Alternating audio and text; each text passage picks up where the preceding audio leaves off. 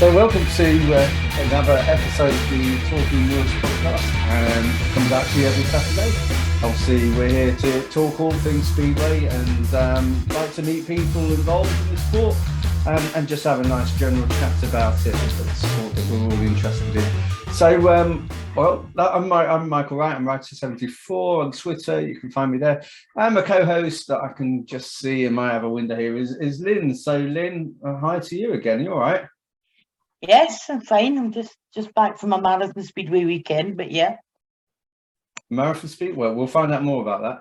And our guest today. So, we're going to find out a lot more about James, but up and coming rider in the MSDL. So interested to find out more about the Midlands Southern Development League, riding with Sittingbourne, and it's James Jessop. So, hi, James.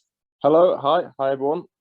And great to meet you. Looking forward to finding out more about you and how things are going. And obviously, if you're on the YouTube, you can still hear the episode. And unfortunately, you don't get the chance to see James this time, but maybe in the future. And there's plenty of videos and footage and reels that I'm sure you can access anyway. So if you want to find out more about James. So James, I mean, one thing we always talk about on this podcast is just how this is such a dangerous sport, and it's one of the few kind of really hazardous sports left, really. And it's time, isn't it? You're just in the period of recovery yourself after a crash at Redcar. Yeah, I broke, so on my right hand, I broke 3 fingers. I broke the middle finger and the little finger on the knuckle. They're just small hairline fractures. But the big injury is the ring finger. The bone between the hand and the knuckle, I've broken 5 places. So I've had to have that almost stringed up with a bolt through it. It was a compound fracture, so there was bone coming out the skin. They had to seal that up. So I'm going to have some scars either side of that knuckle. I don't have a time frame for coming back because I have a weekly appointments, and every time I've gone, the goalposts seem to change. A couple of weeks ago, it was I'll be back in 3 weeks. It's now gone to 6 weeks. I'm hoping to cut that down. I'm working with a doctor who is at my local hospital, Peterborough, but he's also part of the GB Speedway team. So yeah, he knows about the sport and about injuries. Spend some time talking about without using names, obviously, because confidential, but injuries that have gone through. So he said it's a good break, and it's just unfortunate that this time last year I was also on the sidelines from a footballing injury. So maybe May and June, not my months for the season, but hoping that ideally August at the latest, maybe middle July. But again, it's just these weekly appointments to see how it's going, because again, I've shattered one bone in 5 places. Gosh. So yeah, do you remember much about the incident that led to it? Obviously, this was at Redcar in a crash. Then what happened? Yeah, so it was an amateur meeting, which for people that don't know, these are where people in the MSDL or maybe in National League reserves, or at the time Championship reserves, because George Congreve was in attendance. They can go up and they can race. They get put into groups, and you get 5. It's like a mini GP. You get 5 rides. You can score as many points. You get a nice little trophy, and it's just a good way to keep on things if your calendar isn't busy. Yeah. So we travelled 3 hours to go up to Redcar, so we're based in Peterborough. Got all set up. I was I'd had a good weekend of practicing, and I'd had a meeting the week before where I'd rode better than my points suggested, but it was in a harder group of riders than I'd ridden previously. So the fact I was getting stuck in and being with them, it was just my game and let me down that weekend. So went in with some confidence. I was racing against a couple of riders who race in the Northern Junior League. So Dean Douglas, who races for, I think it's the Armadale Angels in the Northern Junior League. Edward Davison, who races for the Cleveland Bears. I was like, if I can get some points here, good. Gate 3, my first one, made best gate I've made all season, which is good because it's something I've been trying to work on lately because my gating's been holding me back. Right. Came down the back straight and going to bend 3 and 4, turned maybe a tad too early. So I was coming off, as I hit the camber of bend 4, I should have turned slightly harder and going down the straight. There's this mesh wiring, for those that have been to Redcar. And my foot peg got stuck in that because I was so close to the fence, and it acted like a brake, and my hand ran across the fence. Just imagine like your hand going across a cheese grater. It ripped my glove off and then ripped the skin off the fingers. And I didn't fall off. It was just almost like hitting a brake, because I was sat there on the bike, read like upright, just sort of waddled off my bike. Dad came over, who's a mechanic, and went, "You're all right?" I went, "Yeah, I think I've just broke a finger or two," and just walked off while he got the bike out the fence. I just sat in the pits a bit, talking to the other riders. Paramedics checked me over, and it was like, "Well, we've got to go to hospital because I've got bones sticking out my hand." So travelled all that way to do the best lap I've done all season, but unfortunately, it was just one lap. God, how was the bike? Bike's fine. Up the throttle grip stripped up a bit, but that's like there's bigger Quite things to minor. worry about. We thought the wheel and frame had been bent, but they hadn't. It's just the handlebars were a bit out of place, but it's all been straightened up. We were going to replace some of the parts anyway, because one of the issues I've had this season has been gating. A couple of years ago, it used to be my strength when I rode for Weymouth Pool in the MSDL. Then I was quite a competent gaiter. Yeah. And we felt this year the reason we'd gone backwards wasn't so much on my part, but one of my parts was getting quite old and knackered. The carburetors, which is basically what allows the fuel to run from the fuel tank to the engine, it's how the throttle works. So I'd actually invested. I bought some off Ula Costa Guard, and so the positive now is I've got them. We're going to go up and try and learn some more about them because they are different to what I have at the moment. It's a different make. So Right. the next few weeks just find out some setups for them, and hopefully we can see some more consistent gating when I come back. So, James, do you ever wonder if you've actually made the right choice? Because if it's not been injuries, it's been the weather. Because you were with the Ashfield Giants in 2021 and you came up to do a second half event and brilliant blue skies, and that's when we had the monsoon 2 minutes before the track parade. And then you went to another meeting and it was rained off. And then you went to the next meeting and then you were injured. You had your football injury. Oh, it was. Yeah, I remember that weekend. So I'd just come back from a footballing injury, and I'd passed a fitness test done at Peterborough. So like, right, good, we're in a good place to go. Like, we might be rusty, but that's just something you're only going to get through that by riding.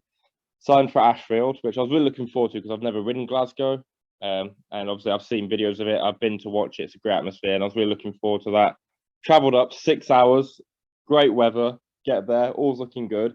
It's about 20 minutes where it just absolutely, the heavens dropped completely. I remember me taking shelter in Jason Crump's pit bay because I was parked up opposite him.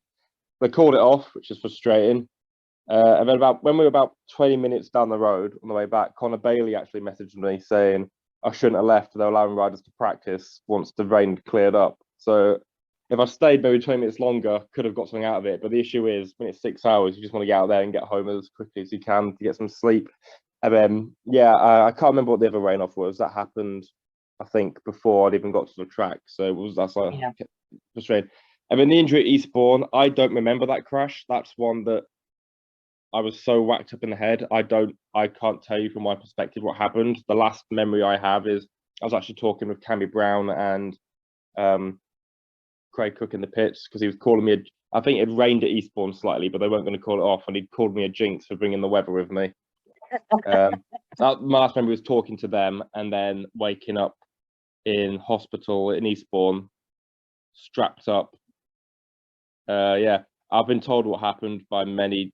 I've been told different things. I've read the referee's report they sent me about it. I've had, obviously, people want to chime in all the time and say, "Oh, this is XYZ," but it happened. It's part of the sport, and that one ended my season because it was a bad break on my left wrist and my collarbone. I broke my collarbone in 3 places and actually snapped my hand off my arm and had to have it reattached via plates. So that was the injury itself wasn't the worst part about that. The worst part was not knowing what's next, thinking, right, clubs are going to drop me because no one's going to want a rider who's missed effectively a whole season at this level. It wasn't a great time for me mentally coming up from that because I just come back from another injury, which was quite hard. Like, that was 6 weeks of no walking. I'd had this one, and but we got through it. It wasn't fun, and the frustrating part is it took me a few to get back to the level I know I can ride at this year. And as soon as I've got there, there's been another setback. I got through that setback, and it just feels like there's constant setbacks at the moment. So it's almost like trying to ride out the luck, and it's just, yeah, it's not easy. Yeah. So does it lead you to question your choice of career? I wouldn't say it's a career at this level. It's not something I don't expect to be amazing. For me, it is fun and just seeing what can we get out of it. I've had other people question. Yeah, I get it asked a lot. There was last year a moment where, when I was concussed and, you know, just laying there, I was like, am I going to get back on the bike? And for a month, I wasn't. But then I just missed it, and that was the hardest part. Wanting to, and I miss it now. If someone could wave a magic wand and fix my hand, I'm about right, get me out on the next fixture I've got, which I think for Kent is 29th of June, so it'd still be a couple of weeks away anyway. That's away at Birmingham for a second half. But yeah, there was a moment where I thought I was going to give it in, but then it was like I started to go watch it. We're watching it at Peterborough, watching them win the league. I'm not a Peterborough fan, but my dad is. Watching them win the league. The atmosphere, I was in the pits with some other riders talking. It was like I've got to, if I can be good to myself and get over the injuries, which I did. I put a lot of work into making sure mentally and physically I was ready. I'd go out and have some more fun. And I didn't think I was going to sign with a club. Like I said, I didn't expect a club to want to come in for me. I thought I'm just going to be doing these amateur meetings, and if something comes up, then excellent. But Kent. I know Gordon, who runs Kent King Lives, he said Kent were interested in doing MSDL and he'd put my name forward. I was like, okay, yeah, cheers. And they went for me, and they actually gave me the vice captaincy, which was great for me. That was announced at press and practice. And I think Kent has been a great club for me to join, because the way they run it, they've got their National League team and they've got this, but they're almost trying to make it's almost run as like one big squad. So I can go in the pits and I'm talking to like Alfie Botel and Joe Alcock and the riders that are in the pits that are doing well. We're getting advice off them, because the idea is they want us to start pushing into the National League, like bridging that gap. And then we have got like James Laker, he's doing pretty well. I don't think it'll be long before he gets a crack at reserve. Reese Laker, another someone on the team who's come on a lot this year. It's the best I've seen him ride. And I know he's quite happy with how his progress is going. So Kent doing great, and there's a good balance of wanting to win and your development team. And I know some teams don't get that balance right. Some teams focus too much on, just enjoy it, have fun. And when you're in that environment, there's no pressure. But in my opinion, for me personally, pressure pushes you on because you want to keep working. But also, if your team is just win, win, win, win, win, then you're not learning because you're beating yourself up all the time. Kent have got a good balance, and that comes down to Cy Kello and Jamie Willis, promoter and team manager. And I can't thank them enough. You know, there's some good communication in the team. There's a really good team spirit in the Kent side as well, like not just the National League but the MSDL as well. I've been quite fortunate to have some good team spirits, and this is probably up there with the best team I've been a part of. I noticed that on your social media as well, James, you know, that you kind of can't get enough of the racing. You clearly love it, and I think you've said before, you know, if you can get some guest bookings or other opportunities to ride, you just want to keep riding. I'm just curious, you said there about your dad being your mechanic, and obviously you're having the injuries that you've had and you're currently kind of getting over this one. How does it affect your dad? I don't know if you ever talked to him about that, but you know, he's not just your mechanic hoping that you do well, but he's also, you know, you're his flesh and blood. I mean, how does he find that? Yeah, for the most time he's fine with it. I think the only time he's had a wobble was the Eastbourne one, because I was on track and in the ambulance being attended to for about 20 minutes before being sent to hospital, and he said that took a toll on him, which was one of the reasons we're thinking of giving up. But then again, like me, he was watching it and seeing it, and he was like, he's like, I miss it too. Like it's a bug. Like you've got to get it. When I did these ones, he said he wasn't even nearly as worried because I walked away and I was just like, yeah, it's my fingers. He's like, okay. His biggest concern was he had to load the van up by himself. Okay. He copes well, you know, but he does talk about it sometimes. But I think the Eastbourne one was the one that affected him the most. But for the most part, we're good. With my dad being my mechanic, right? It's the complex thing is, right, I've got to treat him almost like an employee, not my dad, which is a really weird dynamic to watch in the pits, and you see it a lot with the younger riders because there have been some frustrating moments. Right, I remember the first season I did an amateur meeting, and the first time I made a final, so against like Grand Prix, I made the final for the first time, and I'm sat there waiting to go out. I'd had, I think, third choice of the gate, so I was on a gate, and I got the gate I would have wanted anyway, and my bike didn't start. I missed the 2 minutes, never even got out. No. My dad was like, "Oh, I'm so sorry, apologise." And I said, "Look, we win and lose as a team. This is how we do it." He's forgotten that motto every time it's my fault, and I find that quite convenient. So, you didn't get close. Fault, you didn't get close to sacking him when he did that. Then no, I've jokingly said it before. I do, because I do have a mate who rides as well, but he's got his own van as a backup. So should I get a guest booking where he couldn't make it, I do have a plan B. But I've said it many times that I remember. So when I did came up from my ankle, I did a second half at Peterborough. It was meant to be a practice, but they had me and Kelly turn up, and they wanted to test for tapes because they were having issues in the meeting. They said, "Look, do you mind doing match races, you two?" We were like, because me and Elliot and mates were like, "Yeah, it'll be a bit of fun, whatever. There's no pressure, can literally just have a laugh." And I got to a gate. I was off gate 3. And despite coming back from an injury, that instinct takes over. I was like, "Yeah, go on, let's try and beat Elliot. We've never done it. Let's come back." And I outgated him, but I didn't get past the first corner because the bike weren't turning. So I pulled in. I said to Dad, I think there's something wrong with the clutch because it feels like it's still in. And he was like, no, you're just riding awful. Get back out there. I'm like, I can tell it's the bike. No, it's not. So go around for heat 2, and off gate 1, and I don't even get to start. So I drop the clutch, and it goes, but it's like going through mud. So I pull in, and I come into the pits, and my bike just stops. I'm holding the throttle, the clutch out, and it's just not moving. And my dad goes, "Oh, so you were right then." Like, yes. You've learned a lesson here today. And he said he felt embarrassed because after I got sent out for the second heat, he had people in the pits telling him that bike ain't right. Oh no. The lessons learnt there. So what's your feelings at the moment? I mean, obviously you talked there about, your setup seems to be improving. You got the carburetor sorted out, so you almost sound like you're looking forward to when you are able to get back, because you're hoping you can get the gating back on track. And you sound like, well, it's interesting. You don't sound like you take it too seriously, in the sense that, this isn't about pressure to get to a certain level. You're enjoying it, and you're not sure about this being the full career. But at the same time, you're not going to turn down the chance to advance either. I mean, what else are you doing that's kind of, keeping you going in terms of working and just having other interest, or is it still all about the speedway?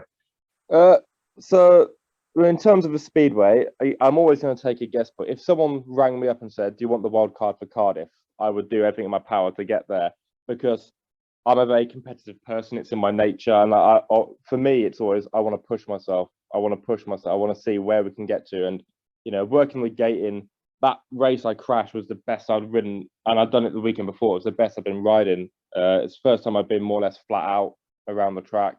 We're playing about with some setups, which were, I won't say helping me go quicker, but they're helping me ride the bike. And it's obviously part of it is finding a balance. Away from the sport, I did university, so I did a university degree in acting. I'm quite a very physical person. Even now, I know you can't see in the camera, but I'm talking with 1.5 arms, like flapping about. I'm quite a very physical person, so I did acting. So that you could have done that in one of your show reels.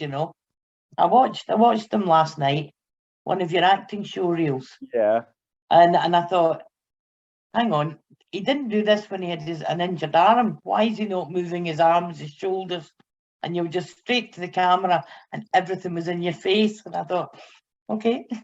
Yeah, obviously you've got to find different physicalities for different characters. So I did acting at uni. That's been quiet at the moment because coming back from COVID, there's not a lot going, like everything's opening up, but it's always almost like preset from when COVID, so we're almost half a year behind.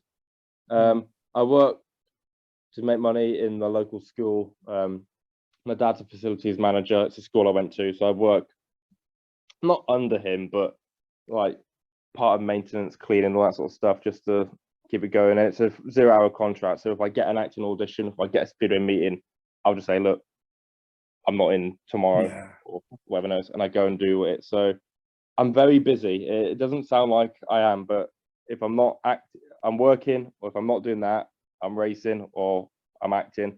And that's how I like it. I can't just sit about. That's the worst part of this injury. I'm not in work.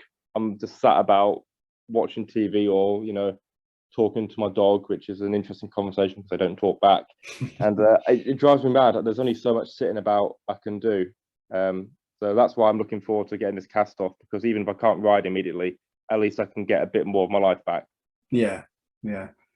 And what, again, one of the things we talk on here a bit about, and Lynn particularly is really keen on, is around kind of the branding of riders and thinking about their presence and building themselves up. And obviously you put quite a bit of effort into that on social media, and you've got newsletters through Facebook, kind of got a group of people following you there. So I guess kind of talking to somebody of your age, really, then the whole social media presence is probably quite important, isn't it?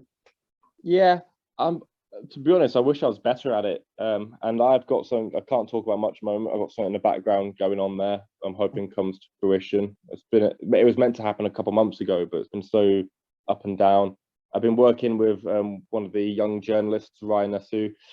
He does stuff at Redcar. He's been doing some stuff for me. The newsletters was an idea because I was putting a new suit together, and some of my sponsors from before, because I had new parts coming in, I had to. And with the cost of things going up, I had to put some prices up on my suit spaces, and they couldn't. I wanted to keep them on, but I also couldn't cut costs without, I already lose a lot of money in Speedway as it is. So my idea was a newsletter was a cheap way for people to feel like they want to help me. Also keep them engaged with some behind the scene news. They get really detailed meeting reports and news.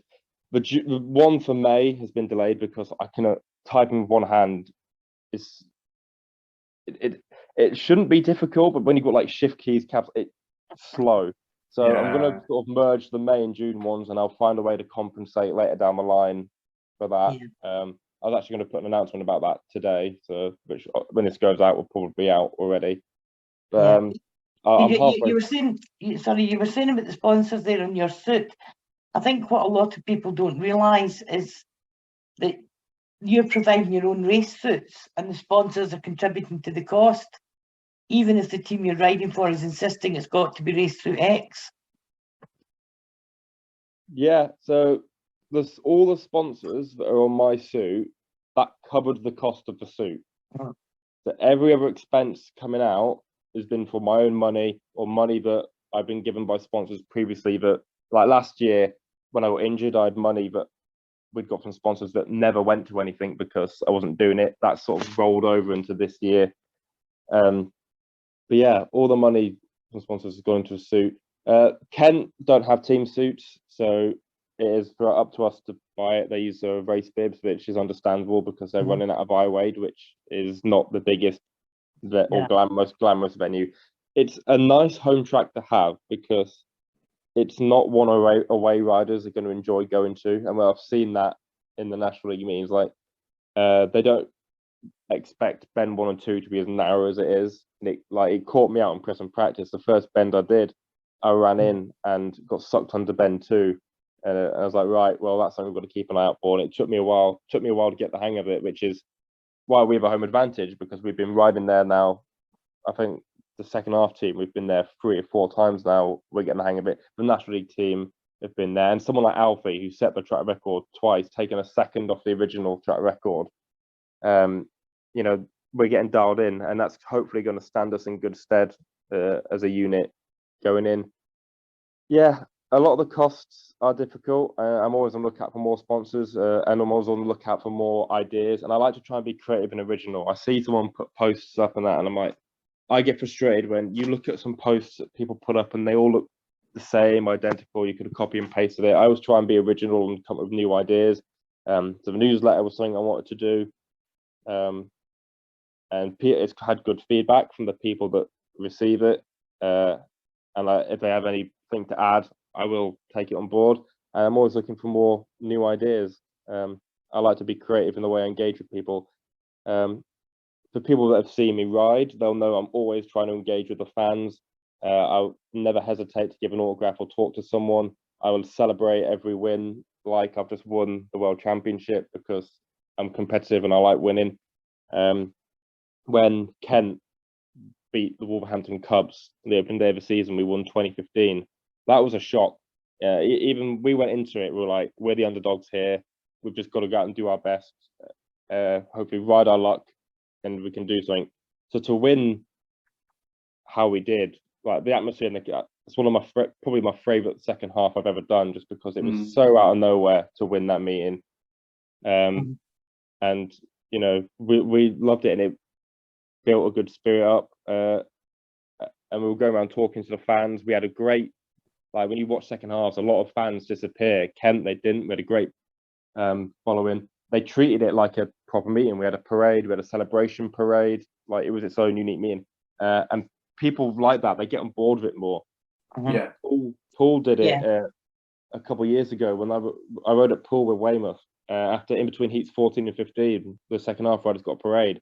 And it just helps the fans go, okay, right, I might stay and watch these because now I've got a minimal connection with it. And we did, the Poole grandstand was still full. It was the first time I've been to tapes and I could hear air horns and that under my helmet.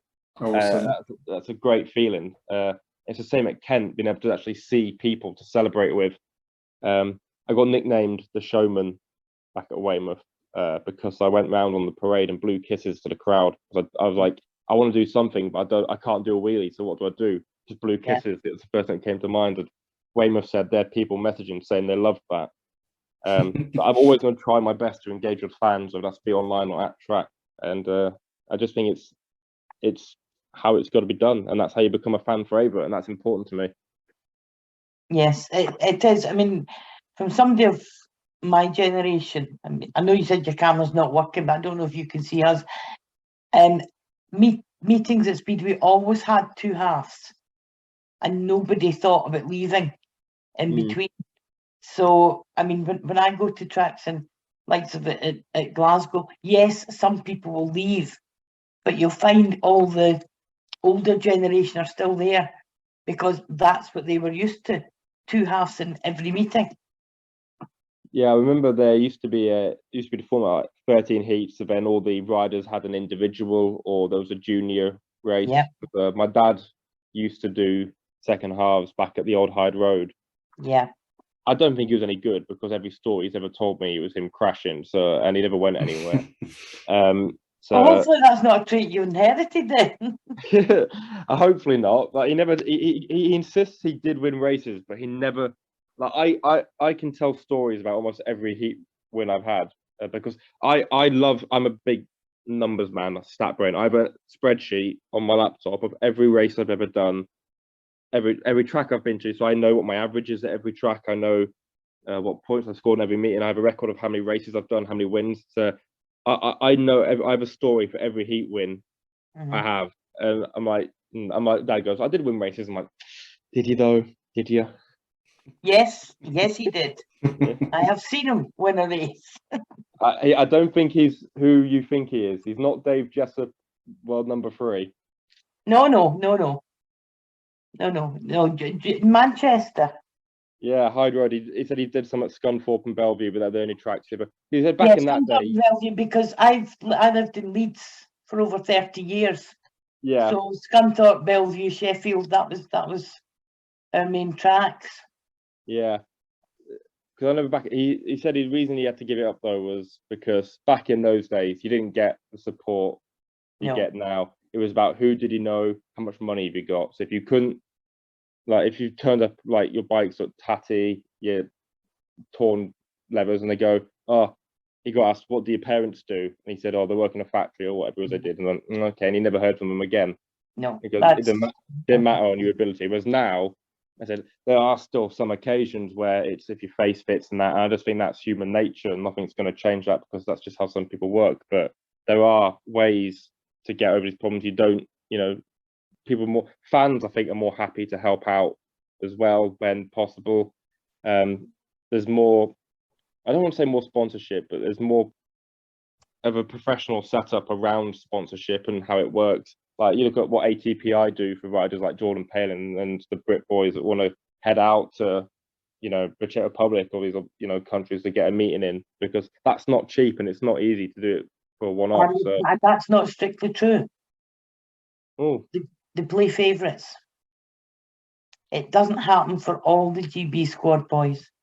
well, no, maybe not all of them, but I think as a whole, as a general thing, it's a lot.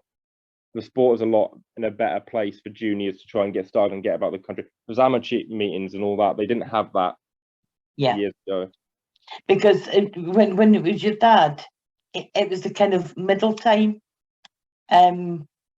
But before that, again, every speedway rider had an agent who spoke for him. So he kind of was unfortunate at the time he was riding. It was when the agents disappeared and the riders had to do it for themselves. James, on your Facebook, I'm just curious. Actually, we're talking about, you know, identity, branding, and all of that. You've got a kind of tag almost, JJ217. I'm just intrigued as to what it means. JJ, my initials, James Jessop. 217. My birthday's the 21st of July. Okay. I didn't know how to decide a number, so I went 217. Here we go. Okay. And I've just stuck with that. It's been on the back of every race suit I've had. Yeah, JJ217. That's some riders start calling me that in the pits, and it's really off-putting. Like, they'll go, "Oh, you like JJ217?" I'm like, why? It's a bit of a mouthful, isn't it? I mean, I got the JJ bit, but we've also, for all of us who are a bit older than we know, JJ is John Jorgensen.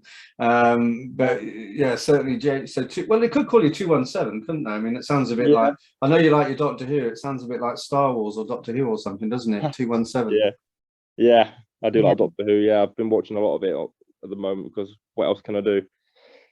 And you might want to go back and look at your other Facebook page, your old one. My older one? Yeah.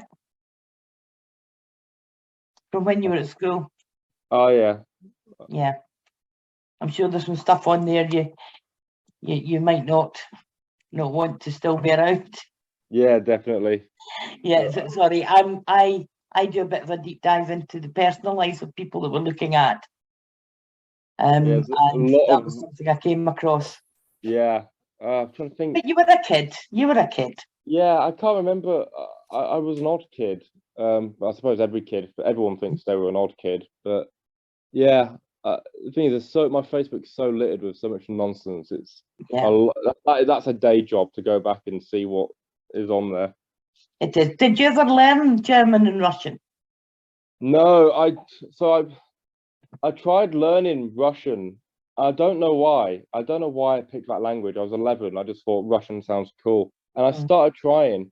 And I remember me and my mate, who at the time, we were messing about on, you know, I don't know if they exist anymore, but like back when, it must have been about 10 years ago now, there were like sites where you're just randomly talking to people.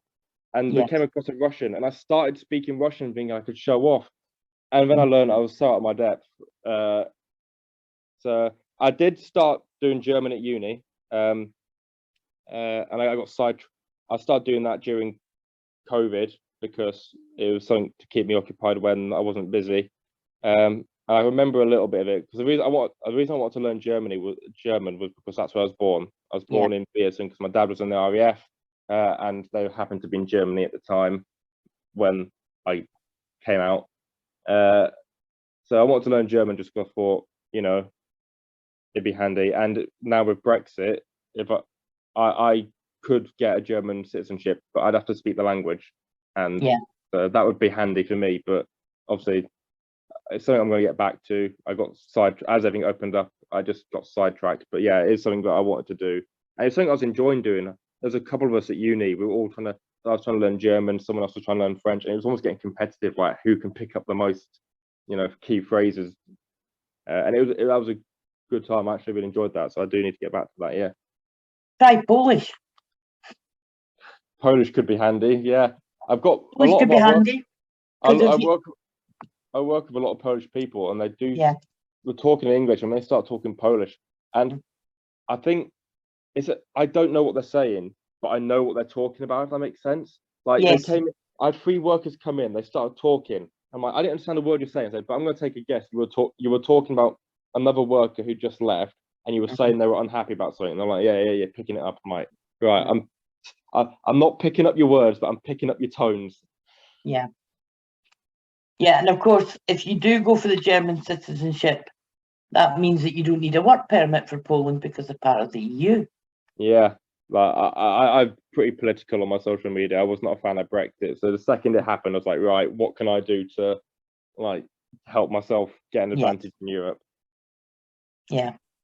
So I mean that was one of the milder things that I picked up from your old post, and I'm not going to embarrass you by getting into the other stuff, but I would suggest going forward, because you now have such a big media presence, somebody might accidentally come across the old one. You know, and you're making it very intriguing now, Lynn. And we didn't. Sorry about James. We didn't warn you that we had a forensic investigator as part of the team. I love talking about my personal life. I know some people like to be. I'm not a very closed book. I'm happy to talk about anything. I don't think I have anything to hide, so I'm very happy to talk about anything. It was certainly very open. It was very open and honest what you put on there. But some of the opinions I would just put down to age. Yeah. And I don't want to bring the mood down for you, James, because I am going to have to mention football, and I know we've had a bit of an exchange on this because of our favourite teams meeting at Wembley the other week. So I'm not going to crow about that because I know that you should have had some penalties, etc. But what's with the interest in Huddersfield? You don't sound like you come from around there. Is it your dad's interest, or just intrigued on that one? So both my parents come from Yorkshire. My dad comes from Elland, and he's a Leeds fan. My mum comes from Huddersfield. So it was my mum's stepdad, my granddad, that got me into Huddersfield, took me to my first game back in, I think it might have been 2010 against Milton Keynes. And we won it 1-0. So I became a Huddersfield fan, much to my dad's disappointment. So that's a great that's a great rivalry in the house. And yeah, I've been supporting Huddersfield for a while. I've been to every playoff final they've been to since I supported them. So I did the one at Old Trafford where we lost to Peterborough. Again, being a Huddersfield fan, living in Peterborough, suddenly everyone's a Peterborough fan when they won that. Out of nowhere. And for 7 years, people persisted with that, despite them getting relegated the next season. We stayed up. I went to the one where we beat Sheffield United to get into Championship on penalties, and the one against Red. Watching that Reading one, I still get nervous, even though I know how it ends. Yeah. And then I went to that Forest one. So I got hurt the day before that Forest final. And I said to them, look, bandage me up. I'm going to London. You can do whatever surgery or whatever it is you need to afterwards. I want to be there. And the hospital were like, okay, yeah, fine, if that's what you're going to do. So I went there with my mate and my dad, who I call him a closet Huddersfield fan, because as much as he goes about Leeds, the second he's brought into a Huddersfield atmosphere, he's not singing, but you know, you can see it in his eyes. He wants them to win. And yeah, I enjoyed the day out. Like, obviously the result, you know, it's a big factor in what happened, but I thought the game itself was all right. It was end to end. Both teams, in terms of I don't think either team were amazing in attack. No. It was a case of 2 great defenses being at it. Unfortunately, in playoff finals are such a lottery. You've got to ride your luck. We made a mistake and got punished. Forest made a mistake and didn't. And it's, you know, obviously at the time it'd be very bitter, like, oh, why didn't VAR get involved? And, you know, that should be looked into. Why did VAR not get involved in that second one? But it's a one-off game. Like, it's just a lottery. And at least next season, I thought Huddersfield, honestly, this season, 15th and above would be a good season. So the fact we're in the playoff final, it was like, well done, lads. I don't know how we'll get on this year. I do have a season ticket this year, my first one, so that's going to be fun. I think we might take a step back. That's what my heart's saying. I think if we can get a top 10 this year, great. I'll enjoy that. Yeah, it's just so competitive, isn't it? As anyone who follows the football league and sees the championship, it's just really hard to know where anyone's going to come out because it's so competitive. I was funny you should say I've got a few things in common with you. So I was in the Air Force, so I'd love to know more about your dad at some point. And I was at the Old Trafford final when Peterborough beat Huddersfield, because I used to take my son, who's now 24. I used to take him to Peterborough in the early days of taking him to football, just because it was the local team, because I was in the Air Force at Cottesmore. So yeah, but yeah, as you say, Peterborough are very boing boing, aren't they? But do you ever go along to the speedway there? Obviously, it's on your doorstep, really. Do you ever get across to the showground or take an interest in how they're getting on? Yeah, I mean, my dad's a Peterborough fan. I'm a Bellevue fan. Because when I started watching speedway, I love Jason Crump. So that's for Link. Not that exciting, but that's just how it was. Yeah. My dad's a Peterborough fan, so we were at the playoff final, which fun for him, not for me. That's why with the Huddersfield Forest, I'm just like, okay, I've seen Bellevue bottle enough playoff finals I've just got used to the feeling. So yeah, I'm at Showground quite a lot. We know Rob Lyon quite well, the Peterborough manager. He's done work in the school, so he knows my dad quite well. We actually knew him before I started riding. Yeah, that's why I was able to get a practice with Alec Kelly. He invites us along sometimes, and yeah. Get to show around, sometimes walk into the pits, talk to the riders. I also go to Kings Lynn quite a bit and Leicester because they're not too far from here.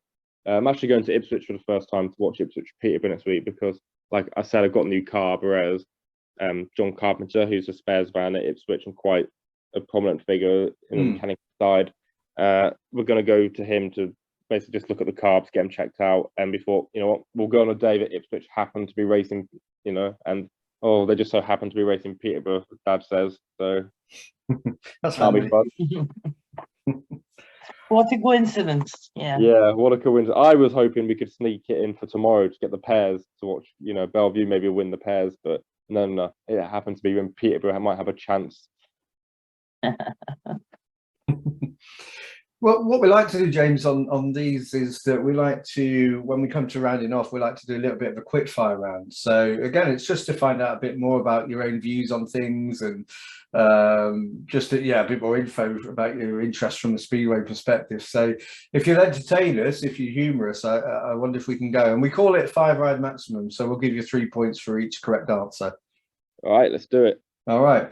So this one's your first ever meeting. I don't know if you remember whether it's one you've ridden in, one you've been to. Can you remember your first ever meeting? Swindon versus Oxford Silver Machine, 2005. Well, is that in your spreadsheet as well? Do you put the meetings you've been to, or just the ones you've ridden in? No, I just know that because I've been asked this question before, and I keep every program of every meeting I've been to, and I've gone through and cataloguing the dates, going right. What was my first one? Swindon versus Oxford Silver Machine. Do you know it's a really good thing to do that and to keep hold of them, because I used to do that, and then now I got rid of them at some point because life took over, and I'm so regretting that I got rid of all of them things. I even ended up buying off eBay most of the season 1990 Speedway Stars because that was my first season I used to go, and I still think really fondly of that first season. So yeah, keep your stuff. I remember that meeting because someone got stuck in traffic and they had to swap numbers 1 and 5 around, because back then you could have your strongest pairing at 1 and 5. Yeah. I think it was Lee Adams got stuck in traffic and he had to ride at number 5 instead of number 1. Wow, that's a good rider to see on your first go at Speedway. Yeah. Okay, I'll hand you over to Lynn. That's 3 points. You got your first 3 points. So here we go. I'm going to hand you to Lynn for the second one. Okay, so that was your first one. And what's your favourite meeting that you've attended? My favourite meeting that I've attended as a rider, I would have to say, it could be Peterborough versus Bellevue 2013. It was my favourite because I took my mate to watch for the first time, and I've been big in the sport up to him for 3 weeks. Bellevue started off really well. Peterborough dragging it back, and in Heat 15, Bellevue won it last heat decider because Calco Niemann came off 15 metres and got it was either Kenny Larson or Lena Sundstrom on the line. Yeah, I always love those ones myself. I do like it, particularly when they come off 15 metres and go blasting past it. It was also a shock because Calco Niemann was on number 7 at the time, and it was bold to put him in Heat 15, but he proved, I think it was Dan Atwood at the time, right? Yeah. Excellent. Yeah, that's a good one. That's a good Well, one. 6 points. There we go. 6 points. We're on track to do it. What about your favourite rider? Have you got somebody who you just always kind of hold up as, whether it's somebody who's inspired you or you just like watching, past or present? Jason Crump. I remember watching him back at Bellevue. I liked his helmet. That was one of the things that stood out to me, because he had that helmet that went to like a point that stood out to me when I was a kid. And I've been lucky now to have met Jason a couple of times in the pits since he's come back over. I always enjoyed watching him in the Grand Prix. And it's a shame he retired in 2012, because I reckon he may not have been world champion again, but he had at least another couple of years of being at, you know, a top 5 in the world rider. So I'd say Jason Crump. What did you think of him coming back? I mean, obviously it wasn't a long comeback. He kind of raced a bit after COVID. How did you think of that? I liked it because it was a good chance to see him again, because we never in Britain, when he retired, he hadn't ridden for a couple of years in the UK, so we didn't get to see him ride. So I know some people were expecting him to be how he was. I thought he's not going to sustain an 8-point average. He'll be a 5 or a 6 pointer. And he did have some meetings where he looked like number one, like he got double figure scores a few times, especially at home and in the championship. But I always knew that his average was going to drop, and then Ipswich were probably going to make a change at some point, which I can't remember if they did. Oh yeah, they did. They brought Cook in, didn't they?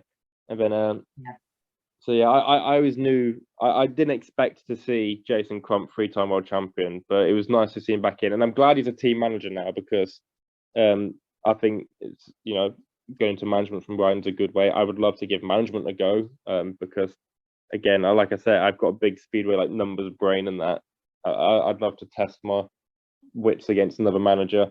So I hope Jason does well with Oxford, and a management career actually kicks off, and maybe we'll be seeing GB manager or Australian manager in the future. That's right. And you would have seen him that July in Glasgow when you were riding for the Ashfield Giants. Yeah, he was in the. I was was opposite in his the pit bay pits, yeah. actually.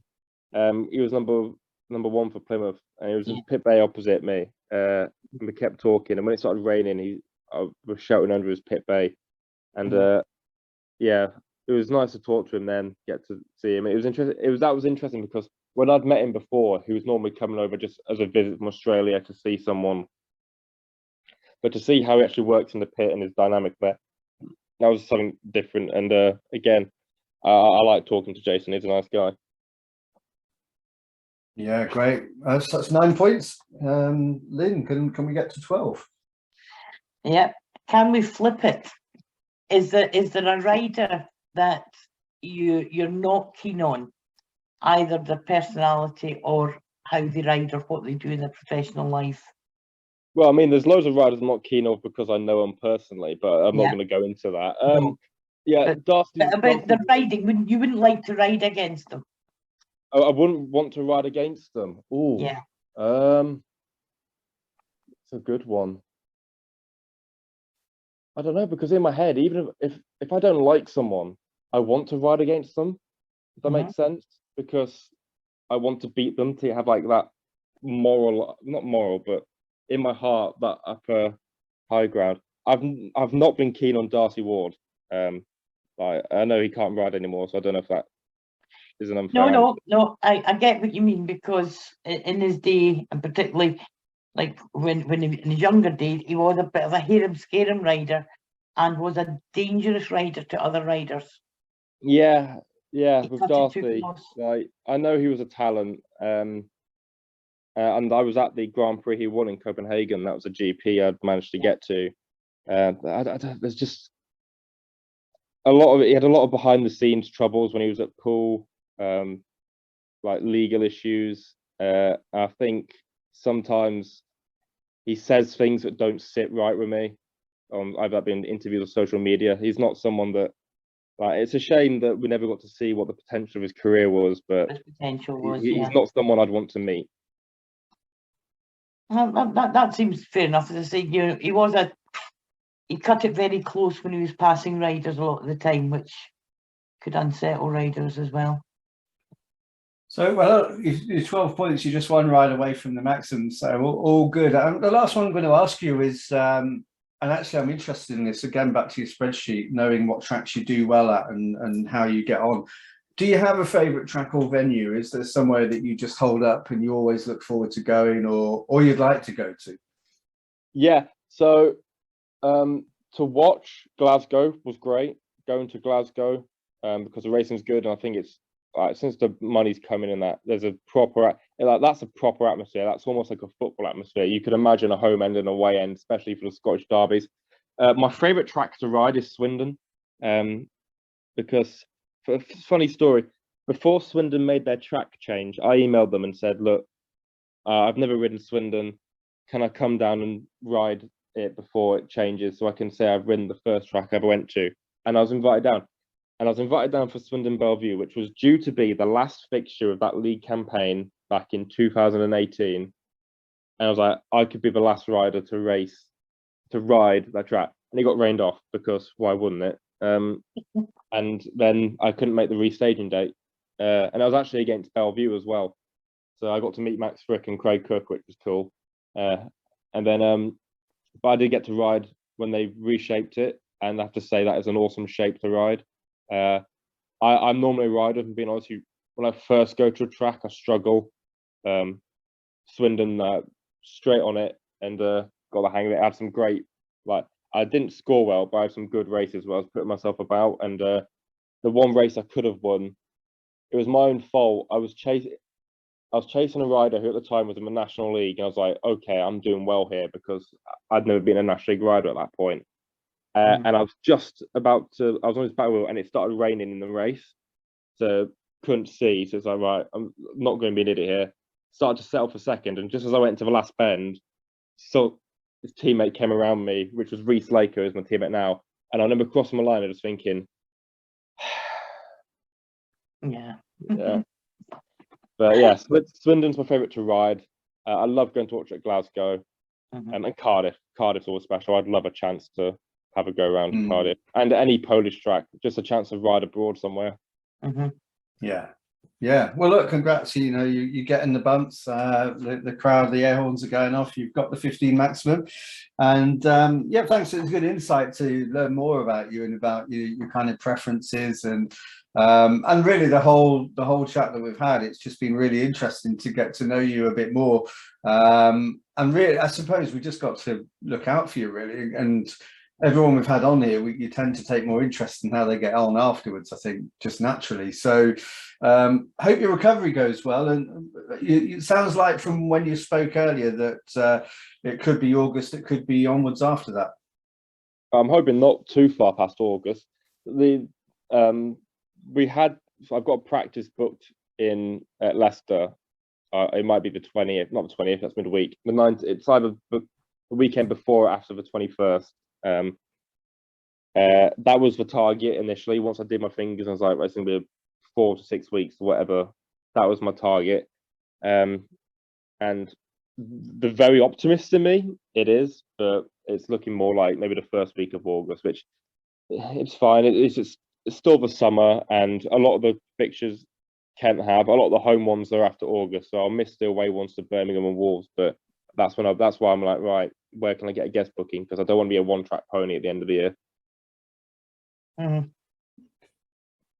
If you're looking for more track time, you could always contact Barry Bishop at the LOI, because he puts on quite a different show, and he's always looking for riders just to come and guest and appear in his different meetings. We have looked at that. I've never held the correct license to do that last year. I do have one this year, because I wanted to practice at iWade and Lyd, which run on, when they're not hosting the National League, they run on the same license Isle of Wight one. So I do have one now. So maybe it is something, if something comes up, to look into. 4 hours to travel, so it's one that I'd have to put a planning into. But yeah, it's something that I'd be interested in doing if the opportunity were to arise. Nearly the same as Glasgow. Nearly. Things with Glasgow, I had so much, it was such meticulous planning of, right, here's my finances, got to save it here, especially with fuel as it is now. That Glasgow trip, probably that would have been a devastating one if it had been now. All right, so you didn't fancy my weekend then, down to Scunthorpe, straight back up again, and then into Glasgow. I wouldn't mind doing it to watch, but when you've got the cost of the bike as well, Yeah. I would do it. I would do it. Of course I would, because I want to ride. It's the challenge is going, say, do you want to come to Glasgow on XYZ day? I'll go, yes. And I sign up to go, right, how am I making this work? And it's not like, I always say yes, then do the calculations. And maybe that's been a mistake of mine in the past, but the issue is if you leave it too long, the booking goes away.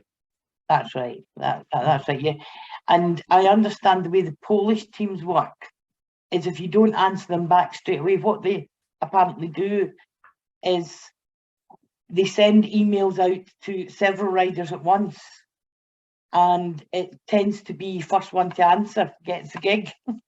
It is. I remember I'm not going to mention who, but I was asked to join a club at the start of this season. That wasn't MSDL, it was a different league. I got asked to join a club, and I really wanted to do it. But the difference between accepting a team spot and a guest booking is a guest booking, it's very easy to get things to line up once for a season. And I said, I want to make it work.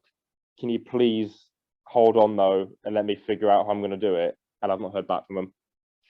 Yeah, some advice that another young rider has been given subsequently is if a club says that, you know, and it's something that you might be interested in, say yes, because until you sign on the dotted line, then nothing's set in stone, and both parties can withdraw at any time. And that's the way that the Polish clubs look at it. You know, because what you tend to find is that they'll, in the last half a dozen riders, and the first one to answer, they'll say yes, and then you'll find that that one hasn't got the team spot, so they go to the next person that answered, and they do it that way. Yeah. And the ones that want to think about it first lose out. I'd like to have made it work, and I've said to them since, look, if a guest booking comes up or someone pulls out or gets injured, let me know and I'll make it work. We'll have to see. There are a few clubs that know my name. I've done enough now to have almost got a circle of contact. So hopefully, it's just as well, I come back from the injury, making sure I put down, I keep going where I was from and don't have another reset. And I'm confident I will do. If I can get a practice in just to figure out how the bike's going to respond to new carbs, I'll be golden. Because I don't feel a lack of confidence. Like, there's nothing in my head that makes me think, oh, we're going to take it steady, because it's weird saying this, but the faster you go, the easier it is. And once you've done it fast, which I did a few weeks ago, and I was starting to do it, so it's still some stuff, a lot to learn, obviously a lot to learn, and I know that I'm not where I'd like. I'm not at a place where I could say this is where I'm happy to be, but I know that I've got. I know I'm in a place now where mentally and the bikes are in a better place than they were at the start of the season. So I know I'm in a better place to kick on. Well, all the best, James. We're going to watch for you, and obviously kind of keep hoping the best for you, and also with the acting, you know, and on all your interests. So thanks for joining us today, and we will obviously keep in touch, see how you're going, and let's hope that you get a successful return. Cheers, thank you. I appreciate it. Love this chat. I enjoyed doing this. I always enjoy doing stuff like this.